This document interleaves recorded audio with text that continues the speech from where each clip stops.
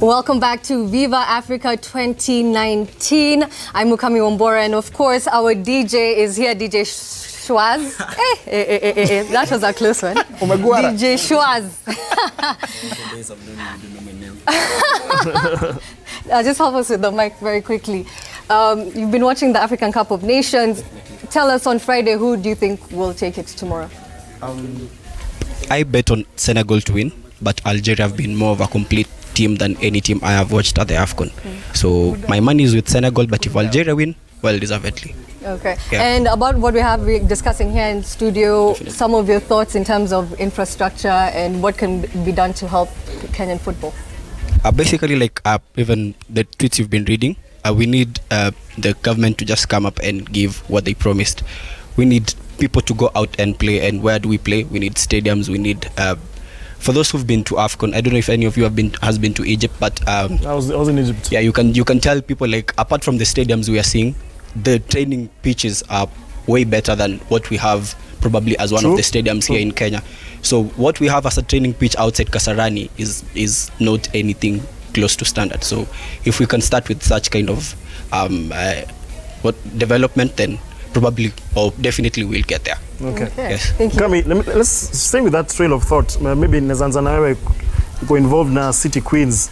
Tuambie, how important is infrastructure? Kuwa na uwanja, kuwa na mahali pa fans kukaa. How important is it kwa club kama yenu vile mnajaribu kujigrow? Actually ni very important. Alafu ukiangalia sisi kama hizo grau si ucheza, is not in that quality, then sio grau yenye ni yetu, ni shamba ya mtu.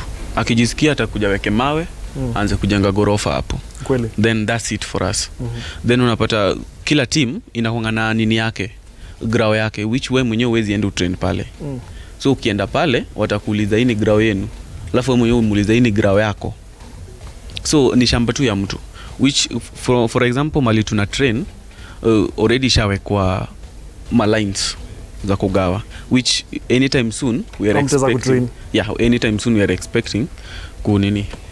Aside that kwa shida ya uwanja, pia mtu anaweza sema kama mashabiki ndio, let's say facilities ziwekwe, everything is put in place, but ukicompare na other countries bado uwanja zetu zinakuanga empty, especially tukiwa na games. Mbona? Actually in our country we value business more. Mtu haezi acha kazi yake enda watch ball. Really? Then unaona tena mtu ukimwambia atoe 200 aende pale Kasarani ya watch ball inakuwa ni ngumu. Then is better atoe 1000 I watch Everton playing with the Kariobangi Sharks than I watch Gor Mahia playing with the FC Leopard.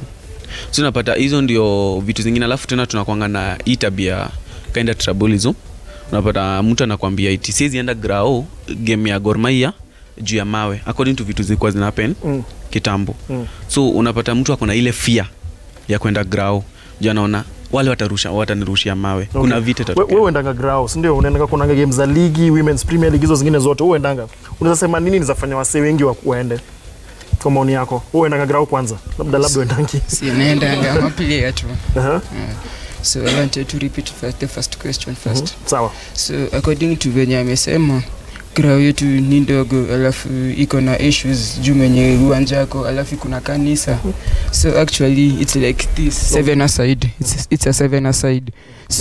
So inaleta shida, alafu inaleta enmity. So when you're trying to bond, it's so hard. So najua tukitrain hapa kuna wengine wako pale, kuna wengine wako the other side. So najua pia za zingine skills za kutrain zingine zinakuanga secretive, cause hataona ule ni striker ako 1 2 3 4, ule ni keeper, so they watatake your opportunity ya kutuchukua. Alafu hiyo ya kusema watu wanaendanga job, if you really love football utaenda. So you disagree with him? Na disagree. Kama unapenda football utaenda. Actually kani mimi ni napenda na niko na job. Naweza omba ruhusa ama niseme manze niko msick, nitaka mnanienda ni watch game, cause najua okay. So cause I want to learn 1 2 3 4 from the other opponents, unaona. So the more you learn, the more unatrack to me as your skills. Na uwezi jua kama utapata chance ya kuchukuliwa, unaona. Alafu ya ligi, yes, nacheza ligi, tumemaliza. So the more tunaendelea, it's a progress na we thank God for that. Kama unasema ni mchezaji, you can imagine hiyo atmosphere, mnacheza game, supporters wenyu wamejaza uwanja. Hiyo atmosphere inakuanga kitu kingine different sana. Pia hiyo ni pressure kidogo. Pressure. Juu najua pia saa zingine ukiwa na mafans pia kuna kafia kidogo juu ukilose tu kidogo. Sijui unafanya nini, so hiyo pressure na kama alafu sometimes najua pia watu throw kama ya Everton na Kariobangi Sharks, I was there. Na watu walirusha, so inakuanga pressure. Kuna mwingine hapo nyuma alienda game ya hiyo ya Everton na Kariobangi Sharks. Did anyone else go? Let me hear your sentiment. Let me hear that other gentleman first also. Kwa maoni yako, what was different? Because fans were paying Mike, if I'm not wrong. Fans were paying. Na watu semanga tunafaa ikwe free ama ipatiwa very small amount ndio watu kulipa. But lakini fans were supposed to pay. It was a significant amount. What was different? Nini walifanya different? Naweza sema it's something that you can learn from that, so that tunaweza kuwa na games zote tuko nazo, league, Women's Premier League, Kenyan Premier League, National Super League zote, at least the stadium is almost half full. I think on that issue, the fact that it was a team coming from the Premier League, and we know in our country most people have Premier League. So if I tell you genuinely, people went there because of Everton, not because of Kariobangi Sharks. That is the true fact. Because when you're watching Premier League, you see, first of all, as we are talking about facilities, everything revolves around the facilities. Right. When you go to Premier League, they have very good facilities that I think 20... Let us come closer to Egypt. Egypt will host AFCON. It's a big championship. Yeah. The facilities they have very good class. facilities. Yes. But in our country, for instance, I remember one of our top officials, our top leaders, ali name like 12 stadiums. Hata nidhani yako na Wakenya kwa kichwa. Today, I've not seen any. I think it is the high time we start seeing them. Do something about our facilities. Let at least 3 great stadiums will do. But as long as we don't have good facilities, for instance, mimi kwenda uwanjani, mimi siendangi hizi zetu loko, I don't go because unaenda mahali kuna vumbi, mahali everything, saa ingine uoni. For instance, there's this fear of mawe, whatever. But you see, for instance, so perception. Unasema shida pia ni perception. Yeah, perception. For instance, in Cairo, I had somebody say there was a lot of good security. Sio kusema kwetu hakuna security. There is something he said, it was not over exaggerated. But alisema in our game against Kariobangi against Everton, ilikuwa over exaggerated. Because of what? For me, I think it was not over exaggerated because sisi kuna ile behavior tumezoea kupeleka in the stadium. Unless tumeacha hiyo behavior, we are focused, tunaenda kuona game, and you see football is not an enmity game. Ni tunamaliza tuchapane, we go home well. That is how it should be. Let's get maoni yako kama shabiki wa mchezo. What do you think tunafaa kufanya ndo watu waje uwanja? Aside from kuweka facilities, what else? Your perception, among about perception, I think that is the main problem. Mtu anaona nikienda huko labda kunaweza kuwa na shida. What do you think needs to be done kama shabiki? First of all, Kenya inafaa ishe ni hooliganism, because most of the matches, local match KPL, hooliganism imekuwa mingi sana. But hooliganism inakuanga one off. It's not that each and every game inakuanga na shida. But ndo nasema hiyo ndo mostly ni hiyo. Apart from that, I think maybe we try to play maybe apart from hooliganism, I think ni turemeshe tu mpira yetu, because watu wana watchingi nini ya Premier League sana kwa sababu it's entertaining. Ya Kenya I think tunafaa to make more entertaining. Watu wanakam wanaocha wanajibamba. Sure, National Super League matches zinakuwa very entertaining. Much kadhaa. But naonanga sana ni mapena. But si ile za attract watu. Mtu akuja afurahie umjengee siku. Yes, unataka kusema kitu? Yeah, nataka kusema for the league in Kenya. The teams, they need also to do more advertisement, marketing. Yeah, a lot of marketing. And also I'll throw it back to you as media houses. After Viva Africa, league itakam, mtadu? Kuna show inarudi. By the way, Monday football is locally. We don't even touch on EPL. Yeah. I think it's the only show that focuses on local. Yeah. Team tuna invite hapa, hatuwezi ita Everton hapa. Yeah. Inakuwa team za mtaa. I mean, if it was not for Monday football and a show like this, hii team ya mtaa ingepata wapi sauti? Haingepata sauti. And we are the voice of the voiceless. Tunataka hizi team zote tuzilete hapo. And again, hii conversation inaendelea. Unajua mnatoa two lines hapo, heshimia pia nasikia hapo wakirespond. Kuna discussion ya hapo inaenda hapo tunaweza fanya hivi na hivi. Mheshimiwa, you're talking about something to do with the cost, the locals need to pay kuingia study because games za ligi, look at, I'll give you a good example. Tusker wakicheza na Sofapaka, those are big teams. Hiyo ni mechi big, ni mechi, yani ni mechi unaweza taka kwenda kukastadi watch. Or Bandari finish second, playing against Sofapaka finish third, good game. Ukienda game hii out wakicheza Ruaraka ama umeenda Camp Toyoyo, unalipa 50 bob, unalipa so. Ikifika hizi same teams zinacheza Gor na FC, cost inafika ngapi? Wanaeka so 5 VIP, so 2 terraces. Everton wamekuja Kenya, wananchi wamechajiwa 100. So economy of scales, ukifikiria tu vizuri, should I charge 500, 200 ama 100? Na hiyo ndio conversation mheshimiwa analeta hapa. What is the importance? We are trying to grow football in Kenya. And growing football, lazima to advertise football. Kabisa. We advertise this thing. Secondly, growing football is not about how much I pay. It's the publicity na perception yako wewe mwenyewe. Kwamba leo mimi naenda hii ball, I hope hakutakuwa na fujo. Football, Kenya tunalipaga ball so 3, Mike, 300 shillings. Average. I think average ni 300 shillings.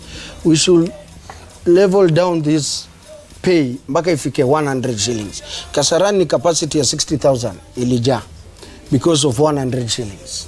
And Theo Walcott. Leave alone Theo Walcott. So hii ball, mimi kama pia mimi fan, nikitaka ule player aende na unga home, lazima niende ground na hiyo so. Tujaze ikue 60,000 capacity, nimebeba 6 mic. Pesa imeenda. Ndio kesho mita 6 clean. Player amelipwa, amefanya, ground pata yake, security yake. The problem ya mimi sasa, mimi mwenyewe, mimi ni fan wa Mathare. Problem yangu mimi nikienda ball ni kwamba we shall only be like 27 people. Tumelipa 300 shillings. Why can't we lower down these prices? If ikiata kama ni 50 shillings, bora grawe jai. Kwa sababu kesho nda encourage mwingine na mwingine, nimwambie ni 50 bob tu. Ni 50 bob tu, twende grawe imejaa. Mathare mna buy replica do ngapi? Hiyo ni siri yetu. Averagely, ukijaribu kubuy replica Kenya team, hakuna ile utalipa thao. Hata 1500. The cheapest. Just in expensive. Mike, something interesting about this team. Yes. I had asked them to come with their training jerseys, their team jerseys. Yeah. Hawana? They couldn't come. Pesa watatoa wapi? People wanakujeni kwa wodi yangu, kila team iko na jezi zangu. Hebu angalia league zile wanacheza hapa. Funny enough, wakikuja na replica jerseys za team zao za mtaa. Yes. Lazima utapata either iko na jina ya mheshimiwa hapa kwa kifua, ama iko na lebo ya NGCDF hapa. Kwa sababu hata hizo timu za mtaa zenyewe hazina uwezo ya kujinunulia jazi. Unajua tukitoka aside from Kenya, unapata kuna nchi zingine football si ati ni kazi main, ni unapata mtu ni engineer, mtu ni daktari, mtu ni, lakini football sasa inakuwa sasa ni extra hustle. But now that the three of you are here, sisi hapa, now that the three of you are here, utawasaidia. Sisi tunawapatia ball walitulizia. Nyinyi mtawasaidia. Tuko na team zingine kama 15 zinatungoja. What's one more? Kama mimi kama ule yako, kama ule he's asking for the mic. Nikikujibu hiyo, mimi kama ule demo wa Tena Estate, Nikura amechunga. Hii tunakuja in the next coming month. Also kama sasa tushapea na list kwa through NGCDF, through my able MP, Mheshimiwa George Deuri. We are set to give football teams full kits. Hizo ni jersey na football. Hizi balls zenyewe. In like 2 weeks or 3 weeks to come. So I watch the training like every evening. Wale wase hata msea kigongwa hakunanga hapo first aid, nothing. Wale wase viatu zao ukiangalia. Anyway, it's a good thing. In 2 weeks, we'll get back to you. Wacha nikujibu hiyo. Savannah Cement, si ati ni ya mtaa yetu. They only come to train. But those boys are from there. No, skiza. Unajua ndio tuweze kukusaidia. We are politicians Ndio tuweze kukusaidia lazima first thing voters yako ikuwe ni ya mtaa yetu. Hiyo inatoka kutoka kwa basari na kuenda hadi kwa hiyo kupeana jezi na kulipa ligi. Lazima uko na represent kwa sababu tukianza kudeal na Savannah Cement tumenyima chance vijana wa mtaa.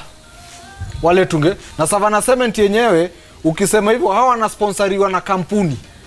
But hao bado ni vijana wa mtaa. They are from that mtaa. Hao ni watu wa mtaa lakini wana uwezo kutoka kwa kampuni. Sisi tunataka tu deal na wewe mwenye uko mtaani, coach wako anategemea mwende tona mshinde. I think what she's trying to say is that basics. Aside from the fact that this is another team imetoka nje imekuja kutrain katika hiyo uwanja, but basics, uwanja lazima ikuwe sawa, lazima kuna vitu kidogo lazima zikuwe standardized. And what if, I think also what I'm getting is the players come from there. It's just that the name of the team, is Savannah Cement. But all of the players in Savannah Cement almost are from your constituency. Yes, they are from our constituency, but the much we can do through the NGCDF kitty is provide the uniforms, the jerseys only. Yeah. You see, but now a team like Savannah Cement, here inasponsoriwa na kampuni. We have other teams zenye zinacheza NSL na tuko na zingine ziko hizi ligi za chini, Division 1, Division 2. Unaona? Hizo team hakuna mtu anazishughulikia. Haukuja kulilia mheshimiwa Deuri through your allocation yake ya sports awasaidia hata walipe ligi. Now will we go to sponsor because he has something to say about these young girls here. I have something to say, something that can bring contrary. That can bring okay, me, I'm a fan of just put your I'm a fan of football. I'm a player and I just want to bring football down to my youths, yeah. And to me, what I normally do in my area, because in my area I have Black Stars, I have Black Stars there in Kibra, Soccer Queens as well. Yeah, I have Alexas. Yeah, those are coming from slums areas, and in fact they are playing well, but I'm still going to say this, that the county government should have a policy that can help the elected MCS get a kit so that we can participate through our wards. We can organize these small tournaments within our wards. Yeah. Or you can even pass the message to the MC. Since mnajuana. Exactly, yeah. The county, yeah. Hana uwezo. Unasikia? MCAs hatuna pesa yote tunakontrol. Nasema hivi, if any case we can put that policy and maybe we have a kit so that we can organize the tournament. Last time during the time of former Governor Kidero, there was a tournament that was organized. I think you can remember very well. In fact, it brought a lot of clubs. These are the small clubs, at least waka participate, wakacheza. At long last mlipata kitu. So I think the current governor, Governor Sonko, pardon? You are asking which team? I'm saying during the time of Governor Kidero, there was a tournament that was organized, that Kidero tournament. Unless maybe you are not there, but it was organized during that time of Kidero. But now, even Governor Sonko can organize that kind of tournament, so that if maybe you win, you can get something, so that even in case of any incident, maybe mambo ya majazi. These guys, this team, by the way, the basics, and it's not just them. Them they reached out, but there are 1,000,001 teams like them. Yeah. Simple stuff, facilities, equipment, hakuna. MC wenyu ni nani? You need a long-term solution. You need a long-term mambo ya Kidero wako patia timu yangu pesa. Unajua MC wenyu? They're very cautious about mentioning it. Wodi yenyu ni gani? Wodi yetu ni Roysambu. Roysambu huko kwa mheshimiwa wa Rutere. Roysambu primary kiteremka hapo zima. I think Bernard. Yes.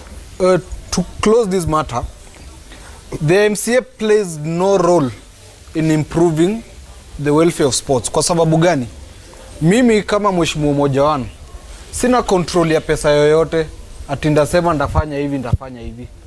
MCAs we don't have any allocation whatsoever. Ile kitu mimi naweza omba ni to lobby for esports ikuwe devolved ile ya ukweli. Unajua sasa tuko tuna devolution on paper. That's why unaona magavana wanaandamana leo na maseneta. Because bado haijakuwa actualized. Unaona hii devolution ikiwa actualized, tuko tukijua kwa county tuko na budget inatoshana hivi, tunapeleka pande ya culture na sports. Through hapo tunaweza lobby tufanyeni hivi. Tukimaliza tunaanza kwanza na ile meja ya kunini hizo facilities grao. Tukimaliza grao tunasema this next financial year to do something. So us at Viva Africa, we want to try and help these guys. We have the quick fire. 50,000. 15,000. You've taken it to 50. What about tomorrow? It's on that. It's all the money is on the table. 15,000 up for grabs. Everyone, 15,000. You know, today I've been shrubbing a lot, so 15,000 Kenya shillings up for grabs. All of you have your number. Just like at home, it's a game of chance, eh? Everyone has their number. If yours is picked, if yours is not picked, ni shauri yako, eh? So, yes, let me assist you. Tunafanya koroga. So I'll select one, Mukami. Here you go. Okay, let's see who the lucky person is today. Who gets to... Number one. Who's number one? Number one. Walk to the hot seat. Where's the microphone? First, tell us your name. Position gani unachezanga kwa City Queens? Okay, mimi ni striker. Jina yako? Lilian. Lilian. Haupo utakuwa shaiva ukijibu maswali. Hapa ni confidence kidogo. Umekuwa ukiwatch Africa Cup of Nations? No. Hujakuwa ukiwatch? Shika microphone vizuri. Sijaiwatch sana. Hujaiwatch sana? Hata Harambee Stars wakicheza huko na game? Unataka kujaribu? Okay, naweza jaribu kiasi. Sawa, kuja twende. Grauzi jengwe. Okay. So, tukuja hapa. Simama hapa. Alafu? Yeah, okay. Sawa, shikilia mic hivi. Okay. Nitauliza swali 12. Ukipata 8, pesa ni yako. Kama ujui, tu sema pass, niendelee kwa hiyo question nyingine, sawa? Sawa, uko tayari? Yeah. She's so worried. Yeah. Kama ujui, tu sema pass. Songa mbele tu kiasi, kuja, twende pamoja. Sawa. Relax. Kama ujui, tu sema pass. Tutajaribu mtu mwingine, sawa? Okay. Can we have the timer? How many stadia will have hosted 10 matches after tomorrow? Cairo National Stadium. Which stadium has hosted 10 matches so far?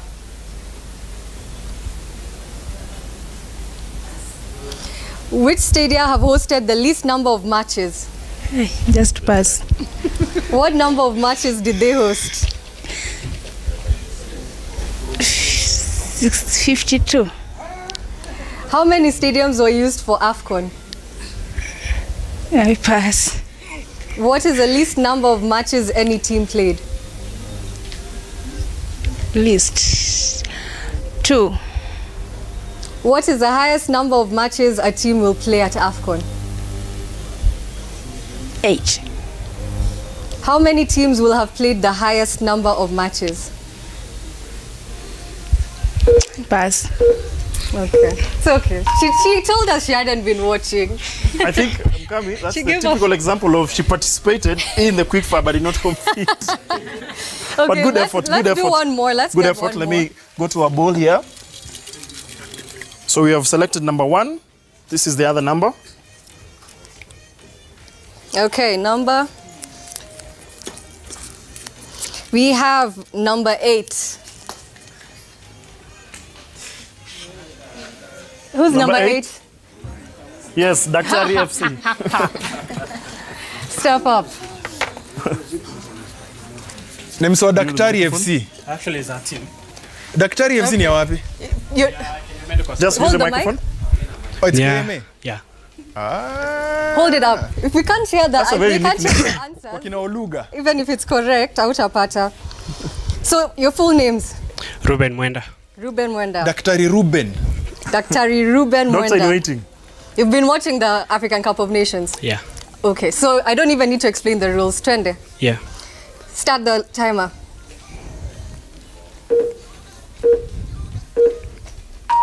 Who is the top scorer so far and with how many goals? Odion Igalo 5 goals.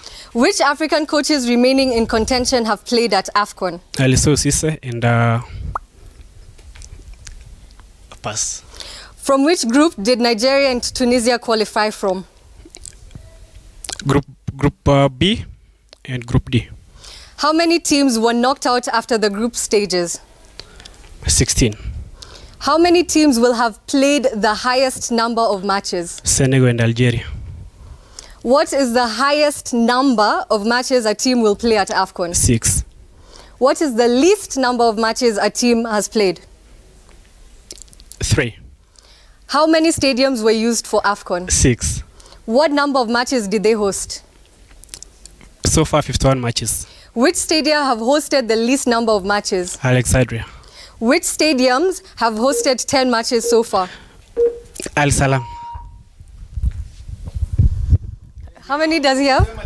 You You see, he knows the answer. It's like it's the Algerian coach, but what's his name? What's his name? What's his name? Time is running. Mukami, so one of the gentlemen on social media was very, very, very vocal and saying, I can get all of them. Quick fire, two chupa simu. Use the microphone, yeah? Amepata ngapi? 3. 3. We can give that 2. You got half, so we can even say 4. You have to get the complete In fact, you know, half a mark I matter. It's a full mark. Get the full mark. I think actually, yeah, there's 3 because by the time we finished quickfire, there were 2, but he got right the one for which groups of Nigeria and Tunisia come from. He got it right. Do you have time for one more? Group B, you know? Hiyo ni enough leakage. Umeenda kwa Google saa hii tayari. Sawa. Nini mezimwa? Nasema simu zimezimwa. Ati simu zimezimwa? Unless we create another quick fire for you saa hizi. Yeah? Hii ni kama hiyo yao ni kama vile si usema huyu jamaa ametuuza. Ameshika handball. Unaona tukiona game ikiendelea inakuwaga so easy kwa mafans. Yeah. But until uingie kwa grao. Finally, let's just hear the sentiments. Before you go there, before you go there, finally, I want to ask Mheshimiwa Ronaldo because this is an issue that you've seen even on. I knew it will come up on the messages. Yes. Somebody has asked, serikali ya Jubilee ilituambia 5 stadia hazijakuwa delivered. This was a campaign promise of 2013. How many years later? I remember once we were called for a session in Kasarani where we were shown the plans. Actually, plans are study tano. Very beautiful, very nice. And in fact, I'll go and check the documents that I have. They are there somewhere. But county assembly, nyinyi Nairobi mlikuwa mkuwe na ngapi? Moja, huku Ngong Road, sijui 2. Kumeendaje hizo study? Mnaulizia? Okay, thanks kwa kuuliza hiyo swali. Na as a Jubilee elected MCA.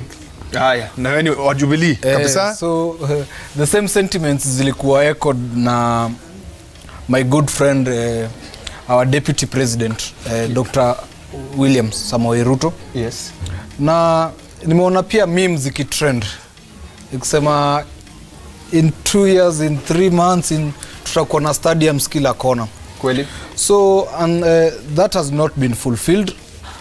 And what ningetaka tu kumuomba as a friend and as a local leader and as a sports person ni in the remaining few years, let's say 3 years, the development, at least if we cannot achieve the 5 stadiums, let's at least do 3 or even 2.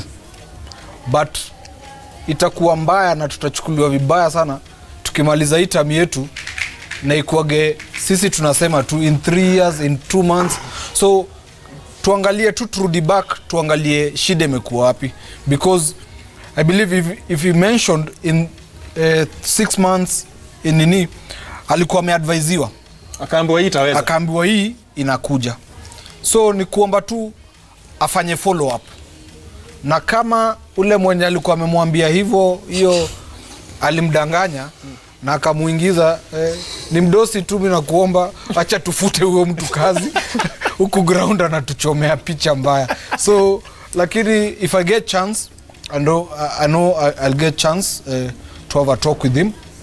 Nitafikisha hiyo ujumbe ya ndugu yetu ule ameuliza through your tweet, na niko na matumaini hizo viwanja zitakama. Unajua uzuri ya show yetu iko recorded na tutakuwa tu nayo. Mimi nimesema nataka kusemaje? Sema mheshimiwa. Unajua si kila mahali lazima tuone DP ati yuko kwa Grawe inajengwa.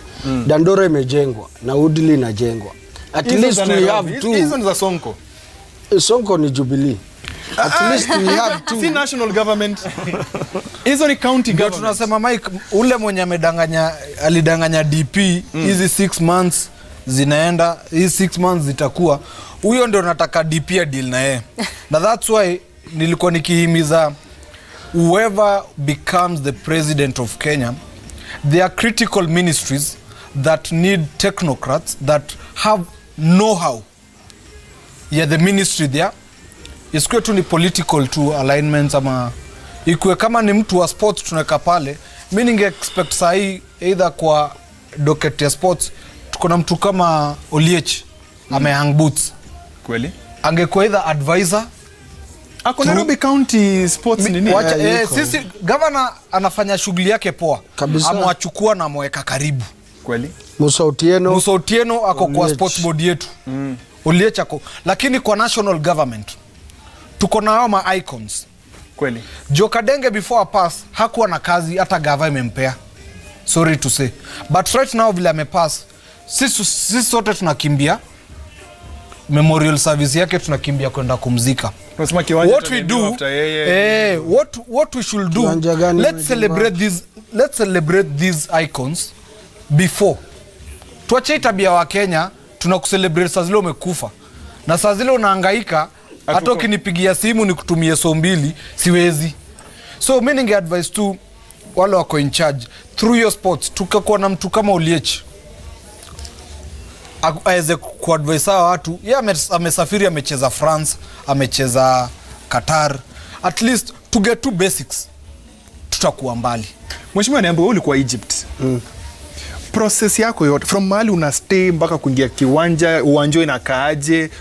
What is around it? Ni nini umecheki ile unasema ni hapo mbali? Mike naona haya kuongea lakini tuko mbali sana, mbali.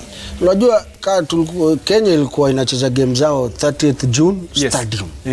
Na kwa hiyo ground ndani kuna hoteli 4 ndani ya ground. Within the complex. It's true Mike. 4 hotels ya Kenya, Senegal. Nigeria, Senegal na Tanzania.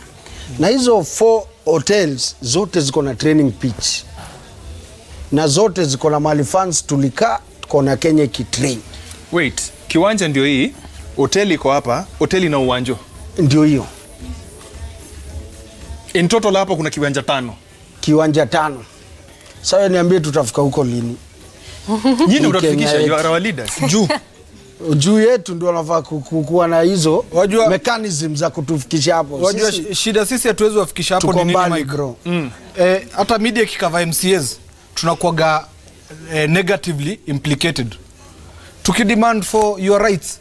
Ukiangalia nation ama media yote inaweka kama juzi tulikuwa tumeparalyze sittings juu ya basari. Utaona rowdy MCAs. Yani imekuwa ilikuwa basari peke yake. Ni basari. Ilikuwa basari? Si mfuko. Hapana. Ilikuwa ni basari kwa sababu financial year ndio ilikuwa imeisha na COB bado hajaturelizia funds. Na unajua financial year ikiisha na funds hazijareleaziwa zote zinarudi treasury. So inakuwa bado hata saa zile tunapigania rights za mwananchi. Bado ukiona kwa tweet, mi sina apology kusema hiyo siku wakati tuligoma speaker akakata akaendelea na sittings, mimi nilikuwa mmoja wale walikaa chini kwa floor. Kitita itoke. Waacha wa release juu huko mashinani mimi ndio niko na direct contact na mama mboga na ule mtu wako na kisu na huyo mtu mwingine wa kushona viatu. Na asubuhi kutoka kwa hao anakuuliza Ronaldo. Bado basari bado. Unaona? So ndio bado mkitaka esports pia igrow. Ni nyinyi kama media houses na wananchi mpush ule mtu wako karibu na nyinyi ndiye akue at least unallocate your resources. Ronaldo jenga kiwanja tukuje. Yeah. Let's listen to Kenyans. We have them here on Twitter. The Wananchi. We've had some in studio. Harrington Jenga M says Kenyan government should upgrade the football system by finishing the fields like Bukungu. Then we have Yobra Bosiri says the government should develop the national stadiums in each county. Some of these old clubs participating in the KPL should have built their own stadiums by now. Some of these rich companies should have asked to at least be sponsoring one football club or more. And finally, we have Selina Umo says greed should be set aside. We should realize that sports is as important and not procrastinate on its development. Let's not shove stadia infrastructure aside to satisfy greedy hands. It starts by Mwananchi demanding and the responsible people putting it forward. Bernard. Right. Final comments. I know we've been talking extensively about Kenya, vile shida zetu ziko. Go back to the Africa Cup of Nations. Kila mtu aseme highlight of this year's tournament. We can start with you. Highlight yako kwa hii tournament imekuwa nini? Keep it short. Highlight yangu kwa hii tournament imekuwa the underdogs. The so-called underdogs. The way wame perform to the far they've gone in this tournament. The likes of Madagascar. And yes, Madagascar, Benin. Madagascar, they had a very good team. It's only that in the later stages of the tournament, in the quarterfinals, they lost to a very superior team side. And I want to say that I think this year was a bit different to these other editions, whereby no one came maybe respecting those so-called giants. Yeah. They just came to play football. The tournament of the underdogs. Yes, okay. They came to play football. Let's have the lady here who hasn't spoken. AFCON umeona hii Africa Cup of Nations. Usiseme kama mwenzako kuona game hata moja. Niko sure uliona hata moja. Highlight yako ya hii tournament. Sijaona any. Unaona game hata ya Harambee Stars? Nimeona naonanga tu half. Half. Half kwa hivyo unaona ukiona half mbili unaona game moja. Nikishikanisha ni moja. Shika microphone. Uko na game hata moja? Okay, leo uliona half ilikuwaje? Ilikuwa gani? Which teams? Hapo sasa kuna kashi. Dongo lazima kuwe ni TM. Wewe lazima ni TM wa team. Team manager. Haya. Kwa hii team, what is your responsibility, City Queens? Na ushikile microphone vizuri. Okay, kwa hii team tuko na ile target yenye si tuko nayo na mali tunataka kufika. Like tunataka tu mtu ajisaidie na role yako ni nini kwa team? Role yangu kwa hii team ni kujisaidia first. Unacheza when mchezaji? I play but tulianza. Anyway, umesha establish. Unacheza position gani? Wing. Okay, sawa. Ni wing gani? At least uliona game. Ile uliona nusu, wing gani ulisema umse anacheza poa, maybe nitachukua some of his skills. Ni hata mimi incorporate kwa game yangu. Tumia? Let's ask the other lady because she hasn't spoken also. Let's hear from her. The lady with the beautiful pink hat. Tuambie, AFCON, nini ilikuwa impress? Unaitwa nani na unacheza position gani? Mimi Francisca, mimi nakuanga stopper number 5. Okay. AFCON yenye imeni nice ni game ya Senegal na Tunisia. Hiyo game kwa watu classic kwa imeweza. Ile semi-final? Yeah. What specifically? Nini unaweza sema ilikuwa sawa? Imeweza kivipi? Vile wako wanapelekana, unacheki? Sawa, endelea. Mkami unaelewa? Vile wako wanapelekana. Yani, they were fighting for their country. Lazima wako na, yani, each and every one of them wako wataka make it to the same. So, nili nice too. Okay. Yeah. So, Mike, Mkami, let's just remind ourselves what transpired and one of the reasons why we have City Queens here in studio. We're going to run a small clip that just gives you a context of why the City Queens are here with us in the studio. If that clip is ready, we'll be running it just now. Queen says we have good ladies team here in Zima. And the only problem we are having is ball issues. Hatija trained for 3 days now. Please, Roba, you've heard. Help us with even one ball. Sponyo. Our girls are so talented. Roba has heard. Bas, Roba said hapo nikisha mumtafute. When AFCON is over, look for him. Sasa sijui mpira gani mtapewa. So, you asked Robert and he responded. Who sent the tweet? Who sent the tweet? Queen. Who sent the tweet? Queen? She's not here because of family What's issues. her responsibility with City Queens? Oh, Yeni, one of me. Oh, she's my sister. Okay. Yeni, one of the founder. Okay. Tulianza kucheza naye pole pole before the other girls join. Okay. Yeah, so Yeni ni kama mimi. Okay. Kama siko anani represent. Sasa vile unamrepresent leo, yeah, from the Viva Africa crew, tutakuwapatia mliomba mpira, tumewapatia mpira. Ojo kuna discussion inaendelea hapa na hata sile. Mheshimiwa unasemaje? Au ndaba ya Boltano. Kesho mkuje Asante sana mheshimiwa.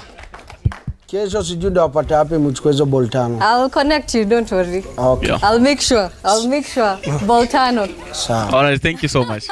And on that very, very happy note, just remember tomorrow the big final is here. Senegal are taking on Algeria. And of course, that game will be on your World of Champions Super Sport 7 on DSTV. Tomorrow, all the Senegalese fans will be here. We'll have an Algerian as well. And we'll just have a very good time. It's the final show of Viva Africa. And we're so excited, guys. It's been a long road. 29 shows, yeah? Yeah. Thank you to the MCAs for coming out to be with us and give us your sentiments, to DJ Schwaz and of course all the Kenyan fans, the Twitter fans and City Queens. Thank you so much. That's a wrap from us here in Viva Africa 2019. We will be back tomorrow.